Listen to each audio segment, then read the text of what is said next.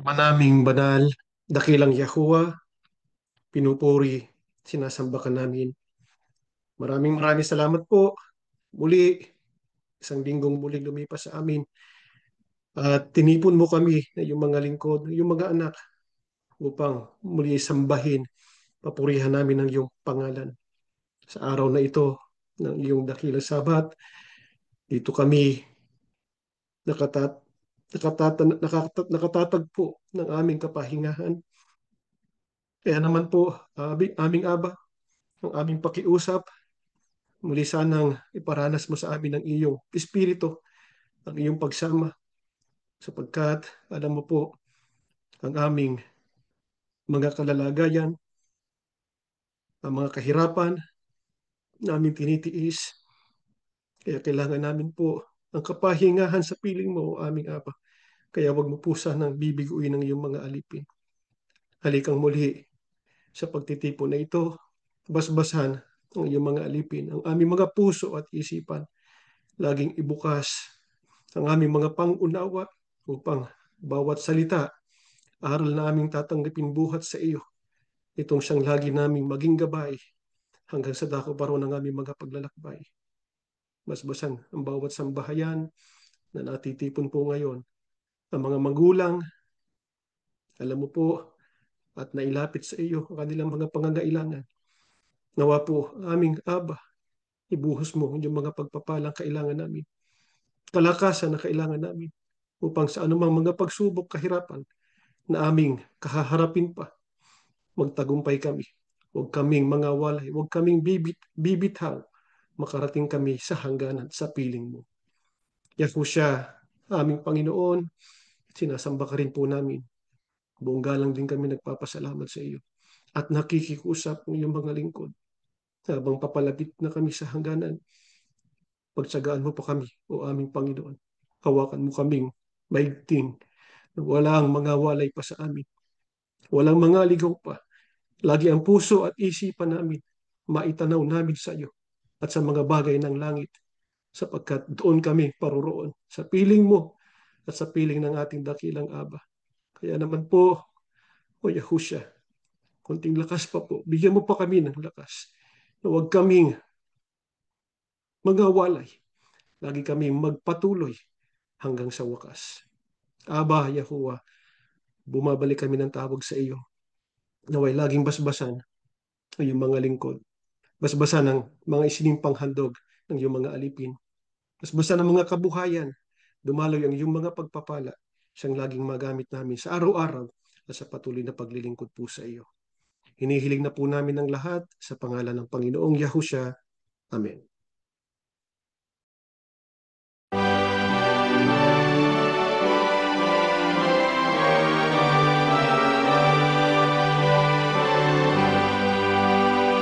Papurihan natin ang Ama, magsumigla sa pagsamba, tayo lumawin na may galak, palagiin natin siya. O sa araw na inilungkot, araw ng kapahingahan, alanyay ating matatanggap, siyang lakas na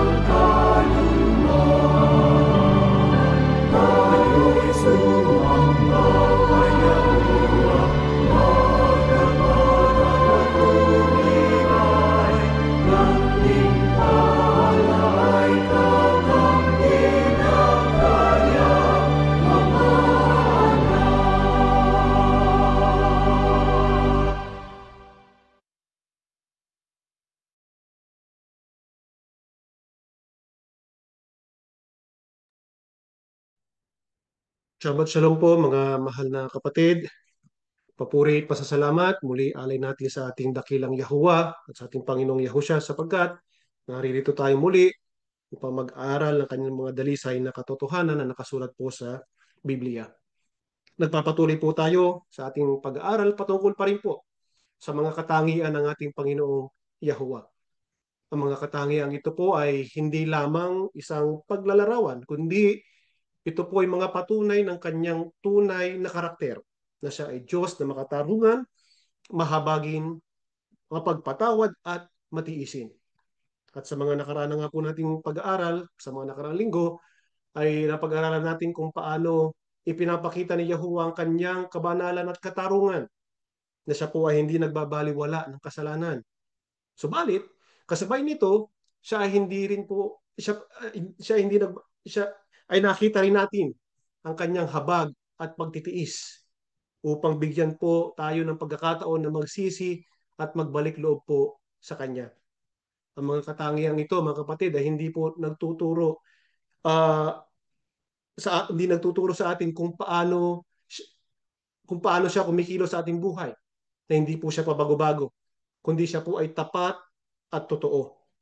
At habang ating mas nauunawaan po ang bawat isa sa mga katangiang yan, mas lalo nating nakikilala kung sino talaga si Yahuwah at kung paano tayo dapat mamuhay bilang kanyang mga bayan. Kaya magpatuloy muli tayo ng ating pag-aaral. Ano pa ang isa sa katangian ng ating Panginoong Yahuwah? Mag-umpisa po tayo ng pagbasa dito muli po sa Exodo 34, ang talatay 5 hanggang 7. Si Yahuwah ay bumaba sa ulap at tumayong kasama niya roon at ipinahayag ang pangalan ni Yahuwah.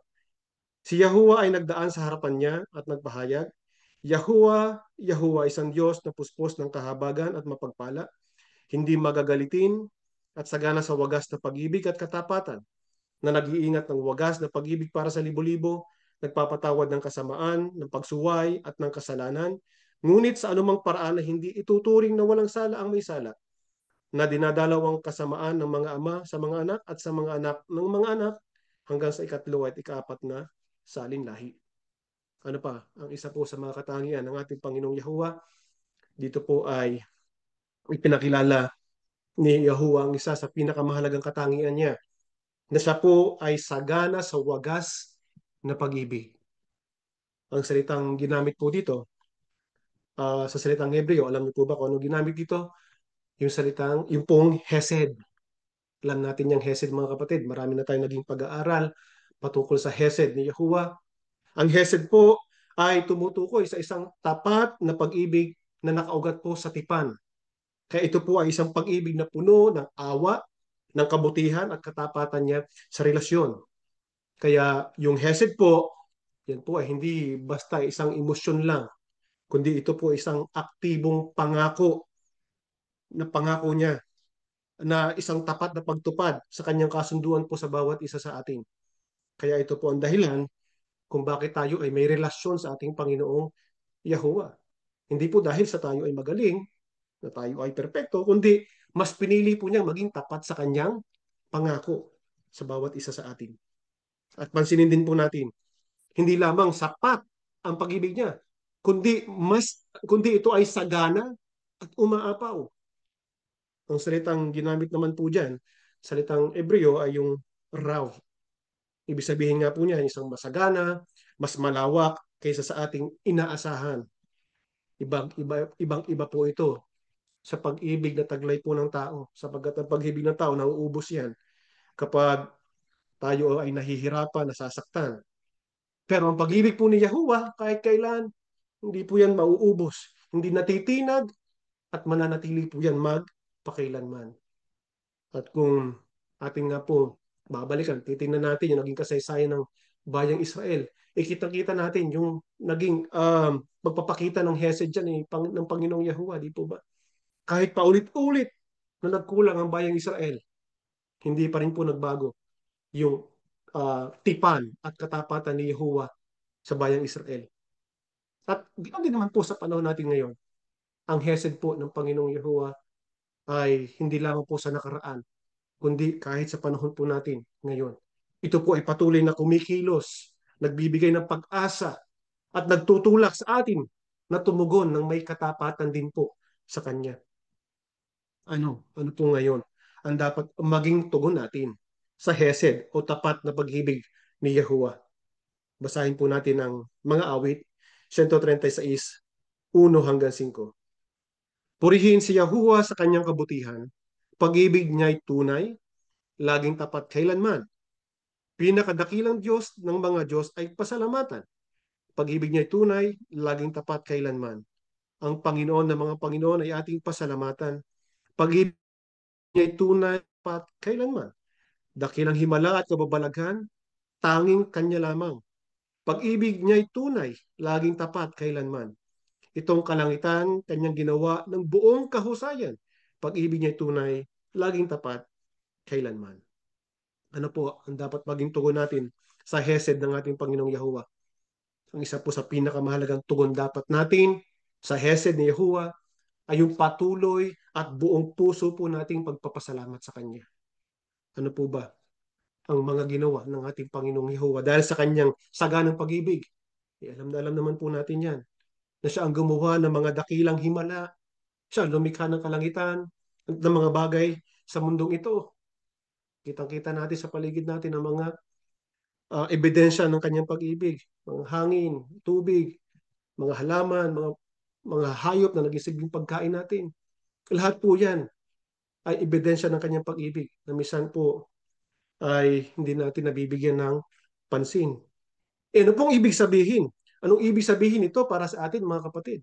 Ibig sabihin yan, si Yahuwah po ay nagbigay sa atin ng lahat ng ating mga pangangailangan para po tayo ay mabuhay at umunlad.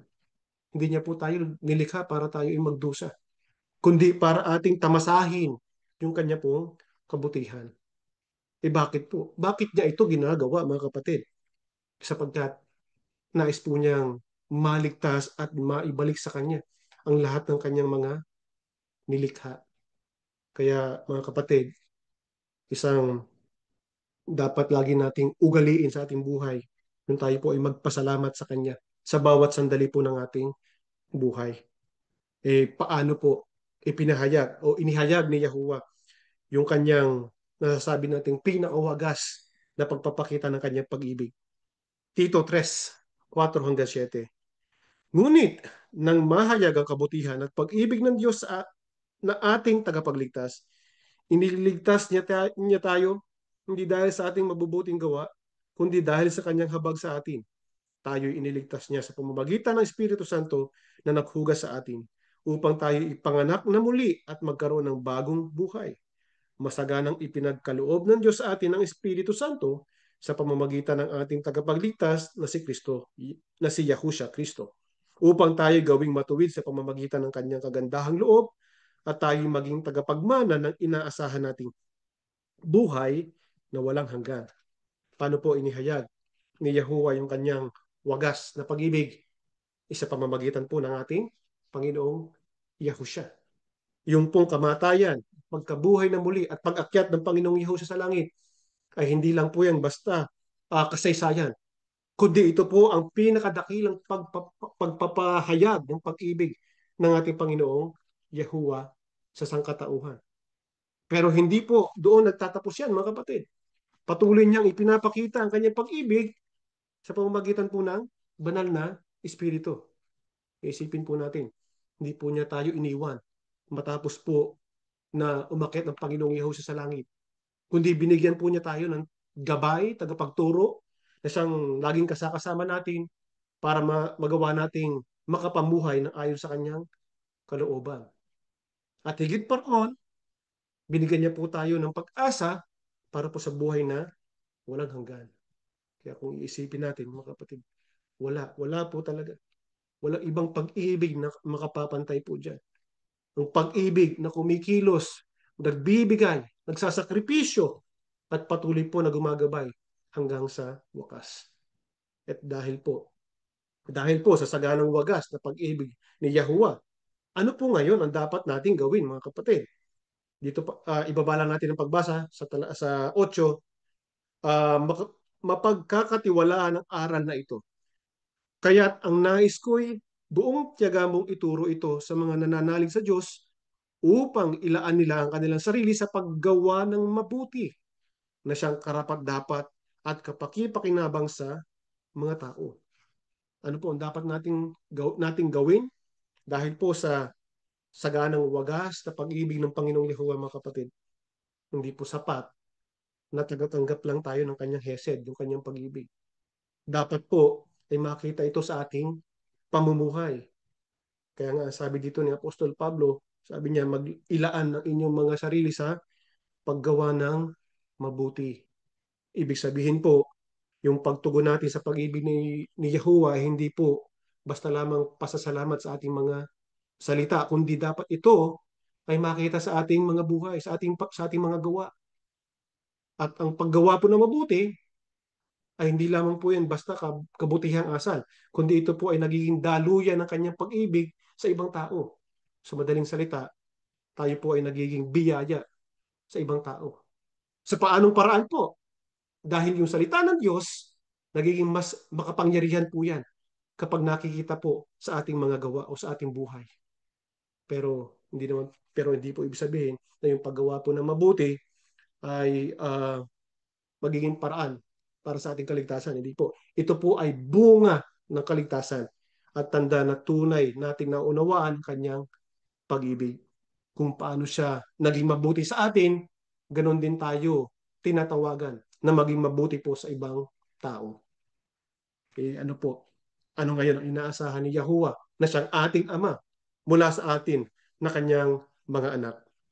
Mateo 5:43 hanggang 47, pakinggan natin to, mga mahal na kapatid. Narinig ninyo na sinabi noong una, mahalin mo ang iyong kaibigan at kapuutan mo ang iyong kaaway. Ngunit sinasabi ko sa inyo na mahalin ninyo ang inyong mga kaaway at ipanalangin ninyo ang mga umuusig sa inyo. Kung gagawin ninyo ito, magiging tunay na anak kayo ng inyong amang nasa langit. Sapagkat hindi lang sa mabubuting tao niya pinapasikat ang araw, kundi pati na rin sa masasama. At hindi lang ang matutuwid ang binibigyan niya ng ulan, kundi pati na rin ang mga hindi matuwid. Kung ang mamahalin lang ninyo ay ang mga nagmamahal sa inyo, anong gantimpala ang matatanggap ninyo mula sa Diyos? Hindi ba ginagawa rin iyan ng mga maniningil ng buwis na itinuturing na masasama? At kung ang binabati lang ninyo ay ang mga kaibigan ninyo, ano ang ginawa ninyo na nakahihigit sa iba? Hindi ba ginagawa rin yan ng mga taong hindi kumikilala sa Diyos? Ano po ang inaasahan sa atin ng Panginoong Yahuwah bilang kanyang mga anak, mga kapatid? Hindi po lamang dapat magmahal tayo ng mga taong madaling mahalin, kundi mahalin din natin yung mga taong mahirap mahalin. Sino po yon? Yun po yung mga tinuturing na kaaway. At ang sabi ng Biblia, hindi lang po basta mahalin. Dapat ay idalangin natin sila. Ipanalangin natin ang kanilang ikabubuti. Bakit po ganito ang inaasahan sa atin ng Panginoong Yahuwah? Dahil gusto po niya na tularan natin siya, mga kapatid. Pansinin natin ang sabi ng Biblia, pinasisikat niya ang araw sa mabuti at masama at ipinadadalhan niya ng ulan ang matuwid at hindi matuwid.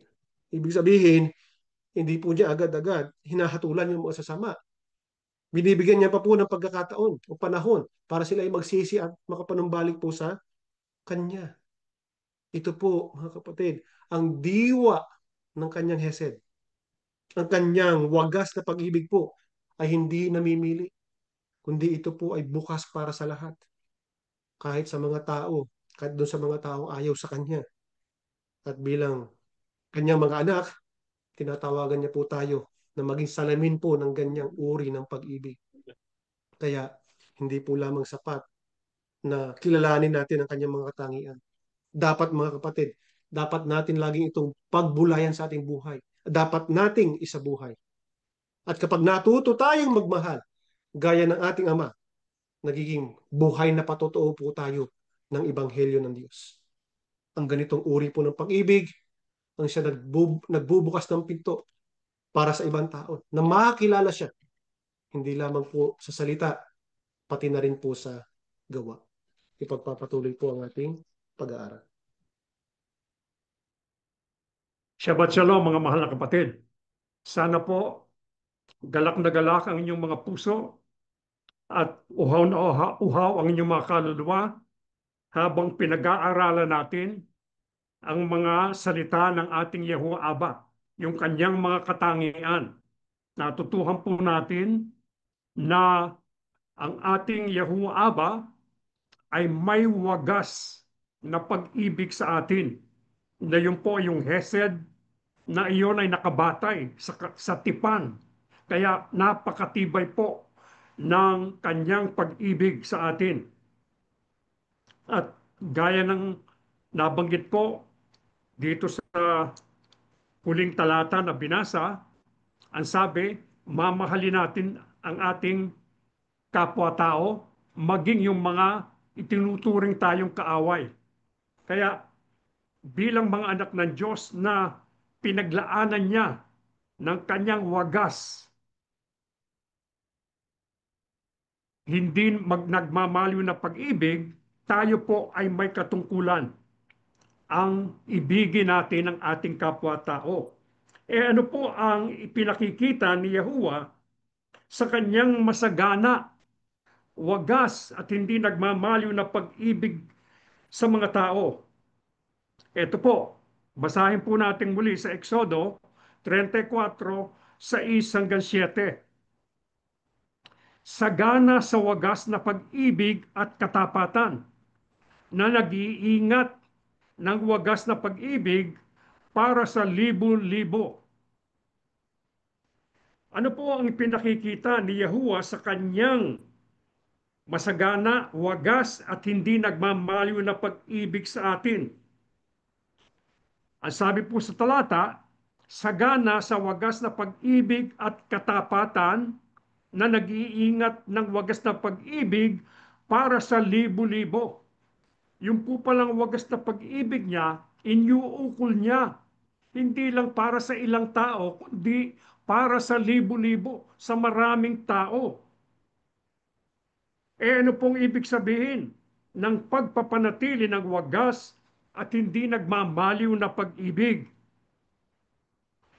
Ang ginamit pong salitang Ebreo ay notser hesed. Ang ibig po sabihin, pag-iingat o pagpapanatili sa pag-ibig. Ito po ay nagpapahiwatig ng aktibong pagpapamalagi. Katulad po ng isang hardinero na nag-aalaga ng mga halaman at tanim. Ano pong ginagawa ng hardinero? Yung marunong mag-garden dyan sa inyo, binubungkal yung lupa sa paligid ng halaman, nilalagyan ng pataba, dinidiligan, at inaalis yung mga pasirang damo. Hindi po pinapanood lang yung mga halaman habang tumutubo. Yung po ang tinatawag na passive existence. May ginagawa. Ganyan po ang ginagawa ng ating Yahuwah Aba. Pinagyayaman niya yung kanyang pag-ibig. Yung pong salitang Ebreo na notser ay galing sa root word na otsar, na ang ibig sabihin ay imbakan o taguan. Kapag ang isang tao po ay gumawa ng may kaawaan at pag-ibig at nabubuhay siya ayon sa karakter o katangian ng ating Yahuwah Aba, si Yahuwah po titipunin ang ganong awa at pag-ibig doon sa kanyang imbakan. Kaya pag gumagawa tayo ng mabuti, yung po parang nagde-deposit tayo doon sa bangko ng ating Yahuwah Aba. Ito po ay katulad din ng prinsipyo ng paghasik at pag-aani. Yung pong naghahasik, gumagawa ng kaunti. Ngunit ang Diyos ay gumagawa ng labis-labis sa ating mga ginagawa, sapagkat siya po ang nagpapatubo doon sa mga pananim. Kaya Naghasik tayo, ngayon mag-aanit tayo pagka napatubo na at iniimbak doon po doon sa mga kamalig, doon sa mga imbakan. Para sa ano po? Yung pong ginagawa nating kabutihan, iniimbak ng Diyos upang magamit niya para sa kapakanan ng ating mga anak hanggang sa maraming salin lahi. Kaya po dapat nating bulayin at tularan ang ating Yahuwah Aba at ibuhay natin ang kanyang mga katangian. Bakit po? Para sa kapakanan ng libo-libo. Kumuha tayo ng mabuti, hindi lang tayong nakikinabang, kundi yung ating mga anak, yung kanilang mga anak, at hanggang sa maraming saling lahi. Ngayon po, ano po ang ibig sabihin na si Yahuwah ay pinananatili ang kanyang wagas at hindi nagmamaliw na pag-ibig sa libo-libo? Basahin po natin dito sa Deuteronomio 7 at 9. Dahil dito, kilalanin ninyo na si Yahuwah ninyong Diyos ay siyang Diyos, ang tapat na Diyos na nag-iingat ng tipan at may wagas na pag-ibig sa mga umiibig sa Kanya at tumutupad ng Kanyang mga utos hanggang sa 1,000 salin lahi. Ano po ang ibig sabihin na si Yahuwah ay pinananatili ang Kanyang wagas at hindi nagmamaliw na pag-ibig sa libo-libo? Ang ibig po sabihin, pinananatili at iniingatan ng ating Yahuwah Aba ang kanyang wagas at hindi nagmamaliw na pag-ibig hanggang sa 1,000 salin lahi.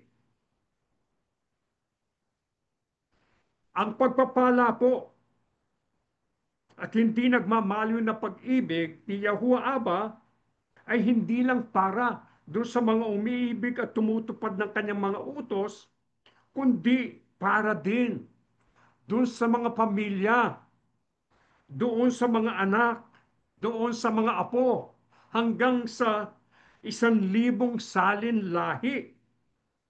Kaya kagilagilalas po ang ating Yahuwah Aba sa kanyang karunungan at mga biyaya na yung pag-ibig niyang hindi nagmamaliw sapagkat nasa isip niya yung mga henerasyon na susunod sa atin.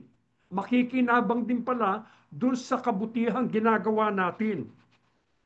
Ngayon po, ang tanong natin, gaano katibay ang pag-ibig ng tao kung ihahambing natin sa pag-ibig ng ating Yahuwah Aba? Manghingi kayo ng litrato doon sa maraming tao. Yung litrato nung mga pagtitipon nila. Halimbawa, may party sila. Iba't ibang tao na magpapakita ng 3 o 4 na henerasyon.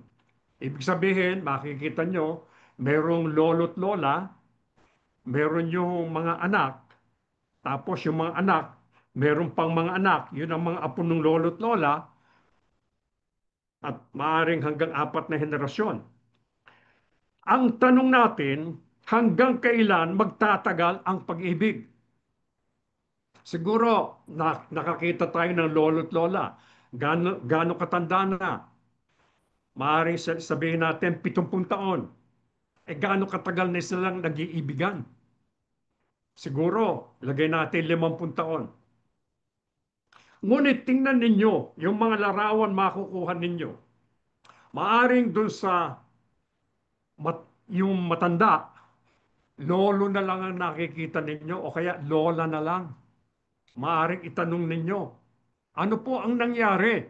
Nabiyuda po ba o nabiyudo? Ang maraming sagot, hindi po. Nagkahiwalay po. Bakit po?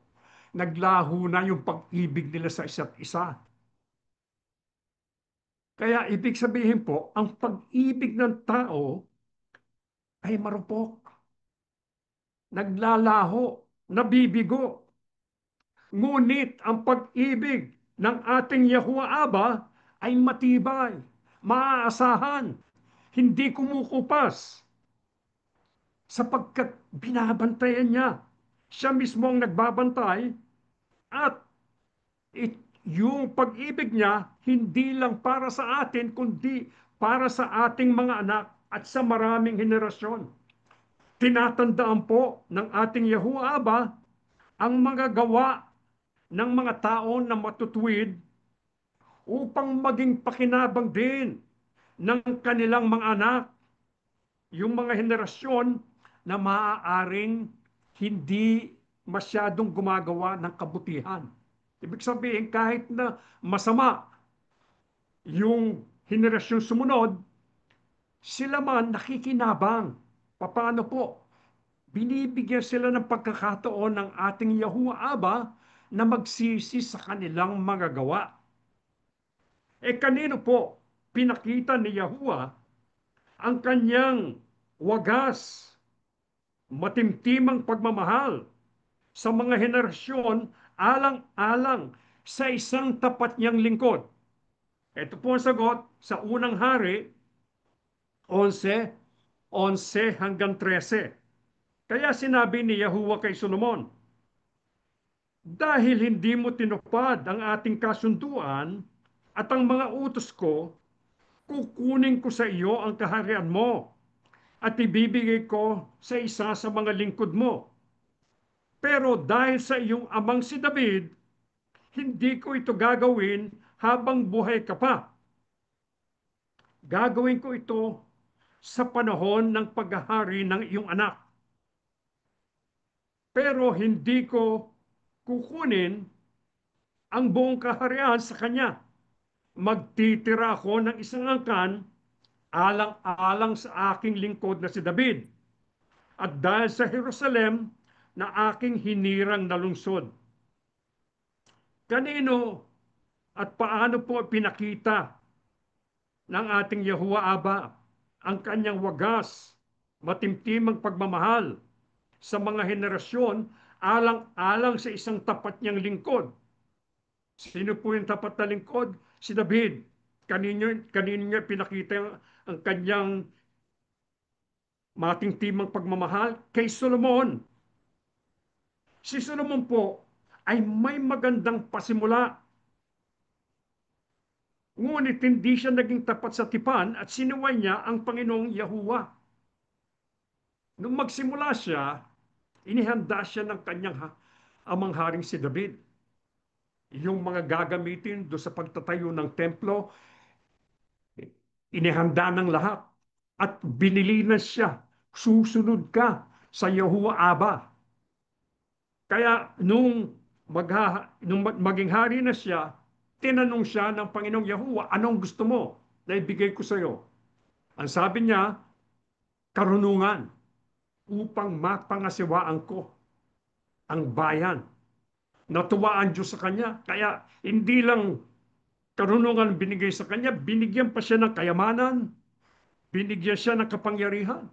Kaya naging makapangyarihan siya sa lahat ng hari sa kanyang kapanahunan. Ngunit gumawa po ng matinding kasamaan si Solomon laban sa Panginoong Yahuwah. Ano-ano pong kasamaan ang ginawa niya? Nag-asawa po siya ng mga dayuhang babae o hindi Israelita na ipinagbabawal ng Diyos sa kanyang bayan nung panahon na yun. Unang-una nag-asawa niya yung anak ni Faraon, taga-Ehipto. Pagkatapos nag-asawa pa siya ng mga Moabita, Amonita, Edomita, Sidoneo, Hiteo. 700 ang asawa ni Solomon na pawang mga prinsesa. Ginawa niya yon upang magkaroon siya ng alyansa doon sa iba't ibang mga kaharian. Kaya naging makapangyarihan po si Solomon.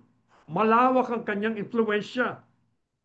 Bukod sa 700 wives, meron pa siyang 300 concubines. 1,000 lahat ang asawa ni Solomon. Ano pong nangyari? Nahimok nila si Solomon sa kanyang katandaan na sumamba sa mga Diyos-Diyusan. Sino-sino po? Astoret, Chemos, Molek, at iba't iba pang mga Diyos-Diyusan.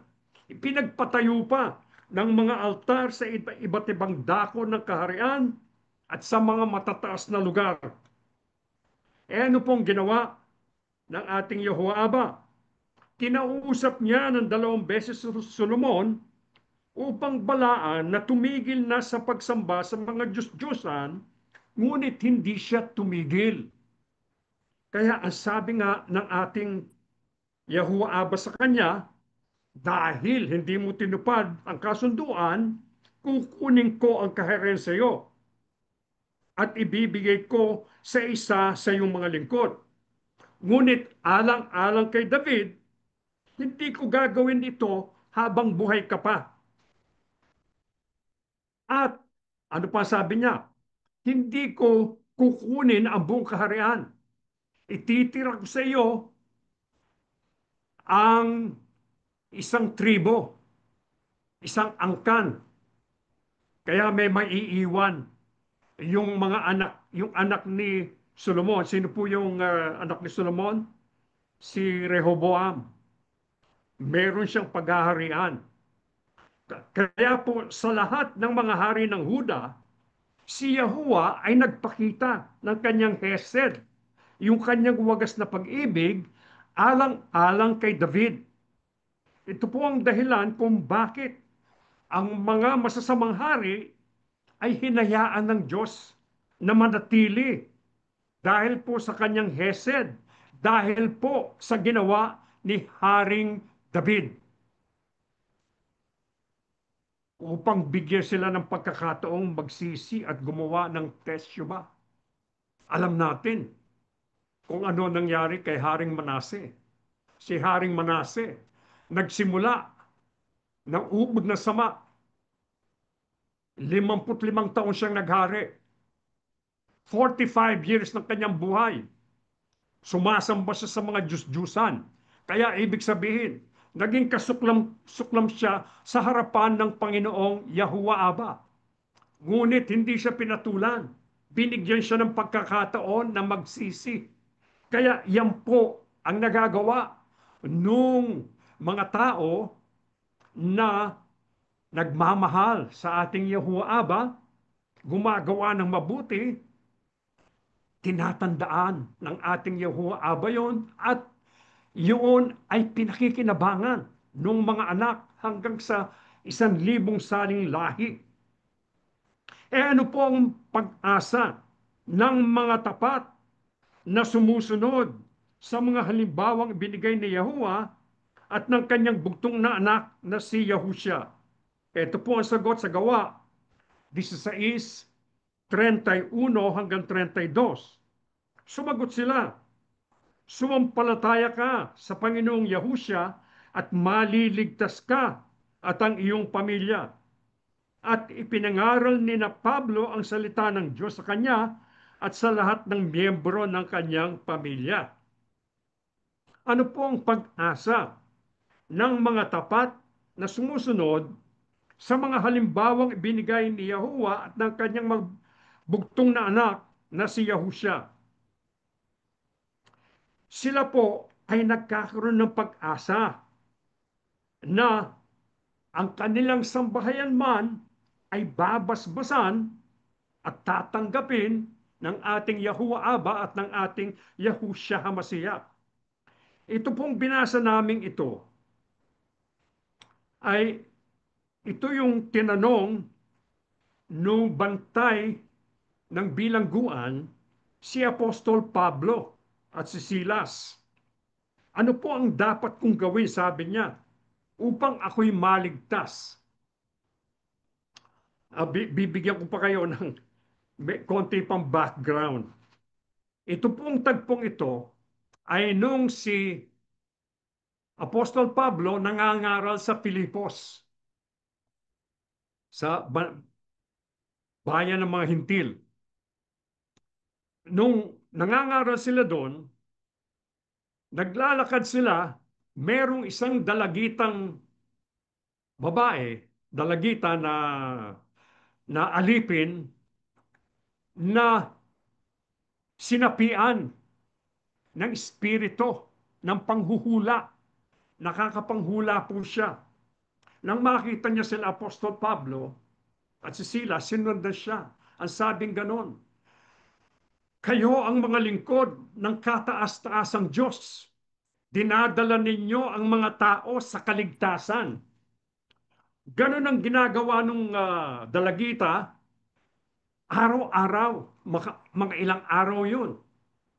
Ngayon, nung medyo napagod na si Apostol Pablo sa pagsunod-sunod niya sa kanila, pinalayas niya yung espiritu. Ito pong aliping babae na ito, aliping dalagita, ginagamit ng kanyang mga amo upang manghula. Kaya pinakikinabangan. Manghuhula siya, babayaran siya. Kaya nung mawala yung espiritu ng panghula doon sa dalagita, anong ginawa nila? Dinala nila sa Apostol Pablo at sa Silas sa mga opisyal na lungsod at inireklamo. Pinarusahan sila Apostol Pablo, nilatig ko sila at ikinulong doon sa pinakaloob ng bilangguan. Ngayon, nung nasa bilangguan na sila, hating gabi, umaawit sila, nananalangin sila, biglang lumindol, nabuksan ng mga pintuan, yung mga tanikala nila ay naalis. Kaya anong makita nung bantay, aba, mukhang nakawala yung mga bihag. Kinuha niya yung tabak niya at akmang magpapakamatay. Ngunit nakita siya ni Apostol Pablo, tumigil ka, nandito kami, hindi kami umaalis. Nung makita siya ng bantay, siguro na napag-isip-isip niya, mga lingkod dito ng Diyos. Sapagkat narinig na rin niya yung sinasabi nung dalagitang alipin na sila'y lingkod ng kataas-taasang Diyos na magdadala sa kaligtasan. Kaya sabi niya, ano pong dapat kong gawin upang maligtas ako? Ang sabi gano'n, sumampalataya ka sa Panginoong Yahusya. Maliligtas ka at ang iyong pamilya. Kaya sumampalataya po siya. Ano pa pong ginawa niya? Pati yung kanyang sambahayan ay nagawa niya na sumampalataya din.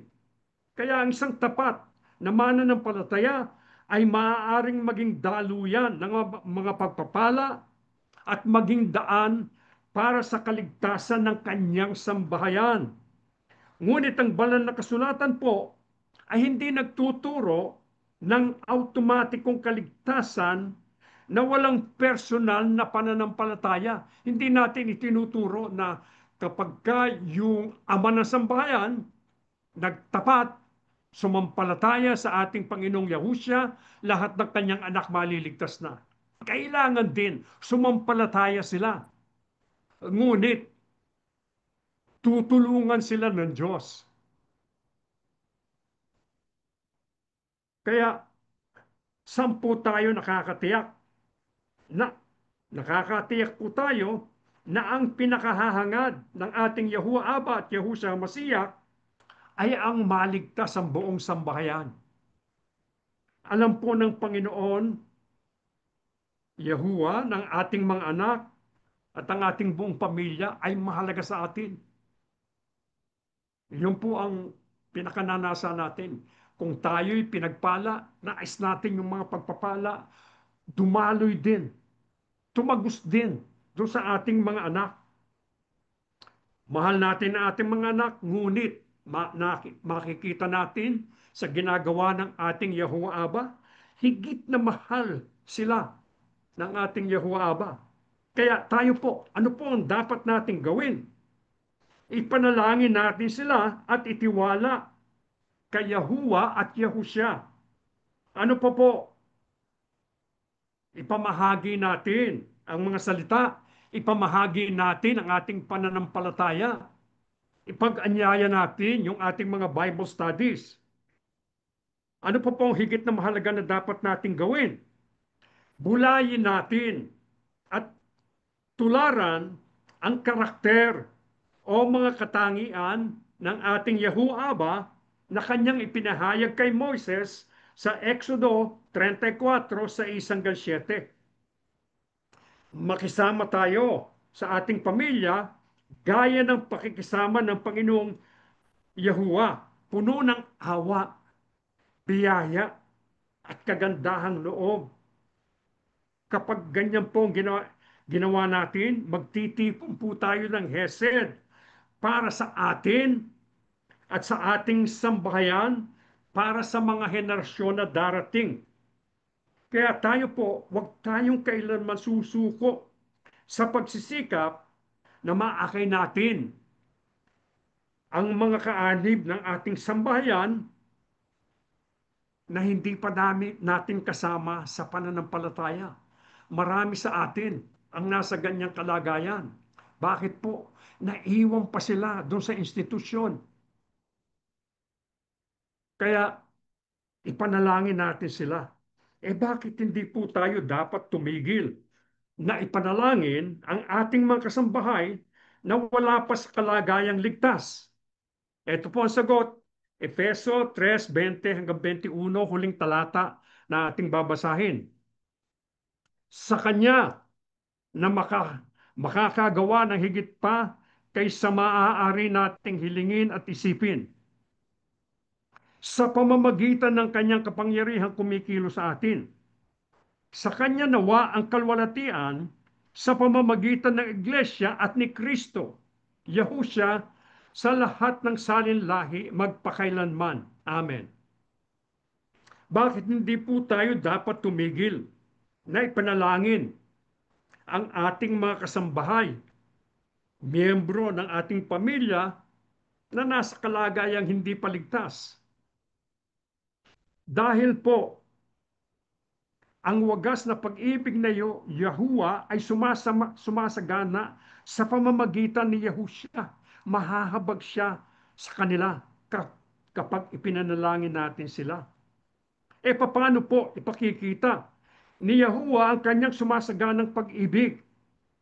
Gagawa siya ng higit pa sa ating hingin o isipin. Kapag ipinagkatiwala natin ang ating mga anak at sambahayan kay Yahuwah, sasagutin niya ang ating mga panalangin sa paraang masusurpresa tayo o magugulat tayo. Tayo po, marami sa atin, nanggaling tayo doon sa institusyon. Marami sa atin ang umalis sapagkat nakita natin ang mga pagbabago sa takbo ng Iglesia ni Kristo. Ang nais ng namamahala sa kanila, makipagkaisa doon sa namamahala, hindi sa Panginoong Yahusya Kristo. Ano pa? Tuwing pagsamba, pare-pareho po ang tinatalakay. Abuloy, pagpapalagana, pakikiisa sa pamamahala. Wala nang ibang aral na tinatanggap tayo noon. Kaya umalis ang marami sa atin, at nung umalis tayo, dumalangin tayo, hiningi natin, sana po kami makasamba rin. Bagamat kami umalis na, makasamba rin. Ano pong ginawa ng ating Yahuwah? Nakasamba tayo. Nagkaroon pa tayo ng mga Bible studies. At sa ating pag-aaral, natutuhan natin yung mga sagradong pangalan ng ating Yahuwah at Yahushua HaMashiach na i-register pa ang Assembly of Yahushua. Kaya nung pong matutuhan natin yung pangalan Yahuwah at Yahushua, ako po ay talagang galak na galak sapagkat yung pong tanong ko, Doon sa Juan 17:11, ang sabing ganon, nananalangin ang ating Panginoong Yahusya, ang sabi niya, Amang banal, ingatan mo sila sa kapangyarihan ng iyong pangalan. Ang pangalang bigay mo sa akin. Kung ang pangalan ng ating Panginoong Yahusya ay Jesus, anong pangalan ng Diyos? Ngayon, alam natin, yung Yahuwah at Yahusya, yun po ay may relasyon. Yung pangalang Yahusya ay, ang ibig sabihin, si Yahuwah ang nagliligtas. Ano pa pong natutuhan natin sa ating mga Bible studies? Sa maraming natutuhan natin na ang maraming doktrina ng Iglesia ni Cristo ay batay sa binaluktot na mga talata ng banal na kasulatan. Ang sabi nila, meron kaming karapatan na magdagdag at magbawas sa aklat ng buhay sa langit. Kaya kayo, pagka wala na yung pangalan nyo sa talaan, ibig sabihin, wala na rin ang pangalan ninyo sa aklat ng buhay sa langit. Ano pong pinagbabatayan nila? Mateo 18:18. Ang sabi, kung ano ang talian sa langit, tinatalian dito sa lupa. Kung ano ang kalagan sa langit, kinakalagan din sa lupa. Sabi nila, yun daw, pagtatali ay pagdadagdag. Yun ang pagkalag ay pagbabawas. Wala pong kinalaman yun. Yung pong pagtatali, ang ibig po sabihin, yung mga ipinagbabawal ng Diyos. Yun namang pagkakalag ay yung pinahihintulutan. Kaya ibang-iba ang pakahulugan. Kaya masasabi natin na kung hindi pala kami naalis dyan, nadaya na tayo. Nadaya tayo. Kaya nagpapasalamat tayo sapagkat nakarating tayo sa pagkaalam ng katotohanan.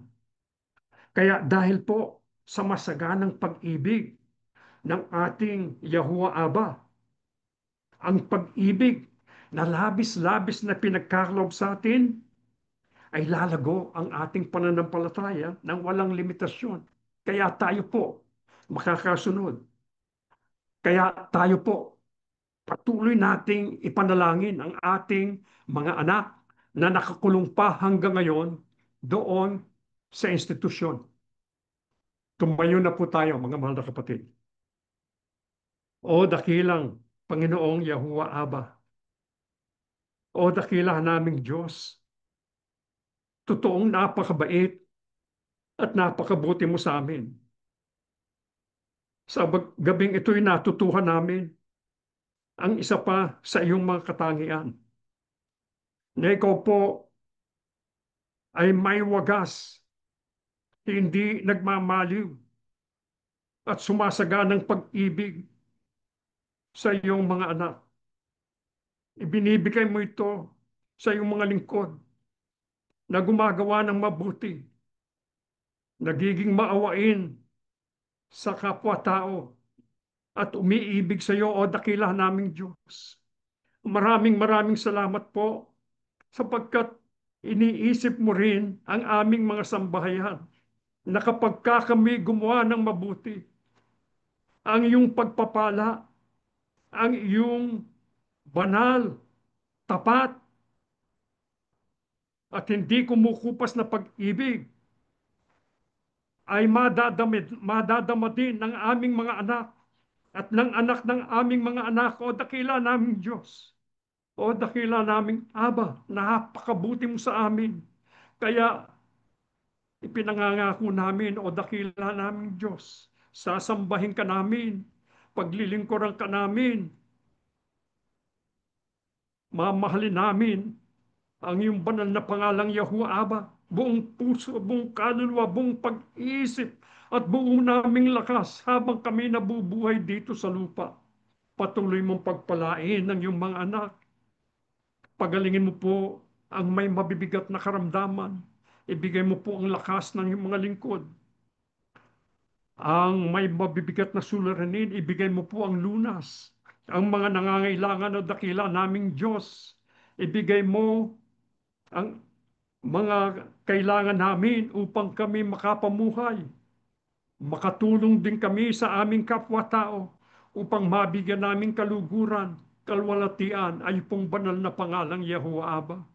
O dakilang Panginoong Yahusya, luklukan ka po ng awa at ng biyaya.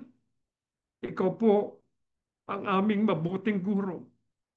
Ikaw din po ang aming hari, ang mabuti naming pastor na ibinigay ang kanyang buhay para sa kanyang mga tupa. O dakilang Panginoong Yahusya, susundin namin ang iyong tinig. Ikaw po ang aming tutularan sa pag-iisip, sa paggawa at pagsasalita. O dakila naming Panginoong Yahusya, samahan mo po kami araw-araw ng aming buhay. Lagi mong isusugo ang Santong Espiritu upang gabayan kami habang kami naglalakbay sa magulo at mapanganib na sanlibutan ito. Itulot mong maipako namin ang aming paningin sa iyo. Abangan namin ang iyong pagbabalik upang anumang araw at oras na bababa ka mula sa langit, kami po na nasa assembly, isama mo na rin ang mga mahal namin sa buhay na hindi pa namin kasama ngayon. Makasalubong po kami sa himpapawid upang makasama mo at ng ating amahabang buhay. O dakila po namin Yahuwah Aba, sumasampalataya kami, nadinig mo ang aming makaraingan. At sana po'y pinatawad mo kami sa marami naming pagkakasala at pagkukulang. Inihiling po namin ang lahat sa pangalan po ng aming Panginoong Yahusya HaMashiach, dakila po naming tagapagligtas. Amen.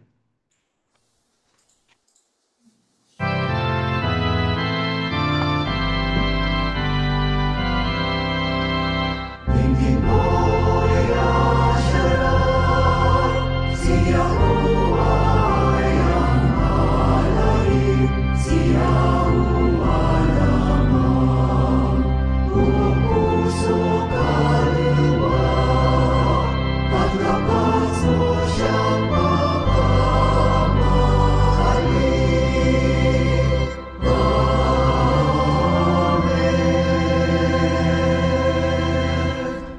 Ang walang maliw na pag-ibig at masaganang awa ni Yahuwah Aba, ang biyaya at kapangyarihan ni Yahushua HaMashiach, at ang laging paggabay ng banal na Espiritu ay sumaating lahat ngayon at magpakilanman. Amen. Mga kapatid, paalala lang po, bukas po ang ating English na pagsamba ay gagawin po sa ibang oras. Sa halip ng 10 o'clock a.m., gagawin pong 12 o'clock noon time. Ito ay para sa bukas lamang sapagkat ito'y gagawin in person dun po sa Granite Bay.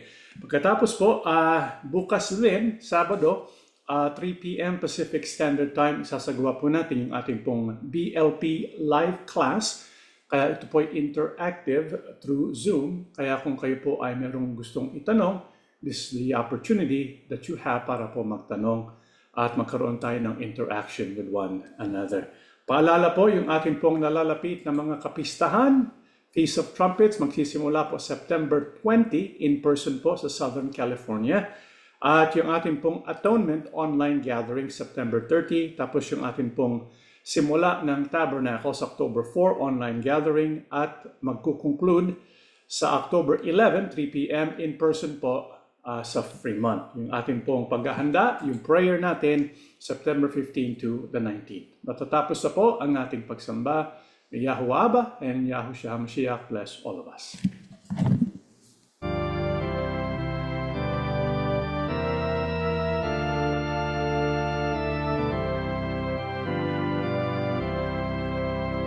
O halina't kay Yahusya'y sumunod, at kami na magkalihan ang Ama. Tuparin ang utos niya, tayo'y magpakatatag, at sa panig natin ang Amang Banal.